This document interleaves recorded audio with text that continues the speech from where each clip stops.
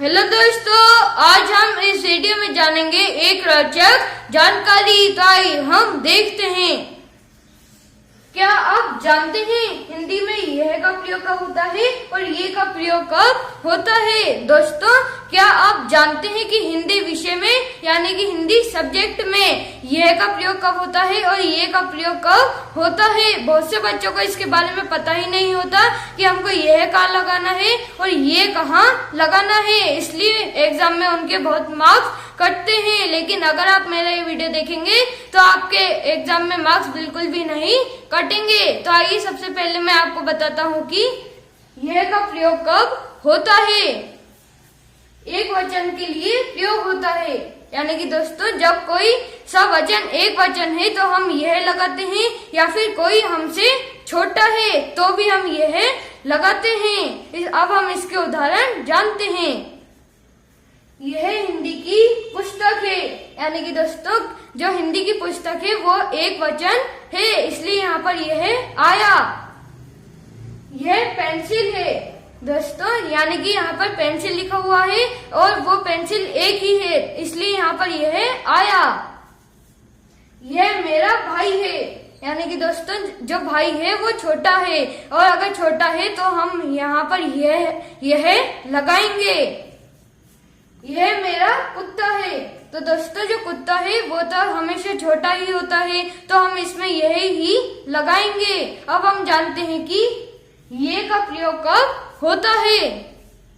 बहुवचन के लिए प्रयोग होता है, यानी कि दोस्तों जब कोई सा वचन बहुवचन है तो हम उसके लिए ये का प्रयोग करते हैं। तो आइए अब हम इसके भी उदाहरण जानते हैं।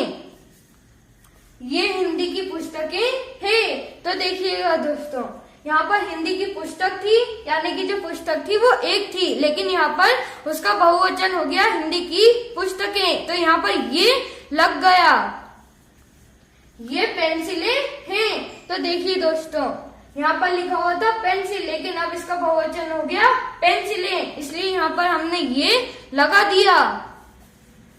ये मेरे भैया हैं, यानी कि दोस्तों यहाँ पर जो भाई था वो छोटा था, लेकिन अब यहाँ पर कोई छोटा व्यक्ति अपने भैया के बारे में बोल रहा है, इसलिए यहाँ पर ये आया।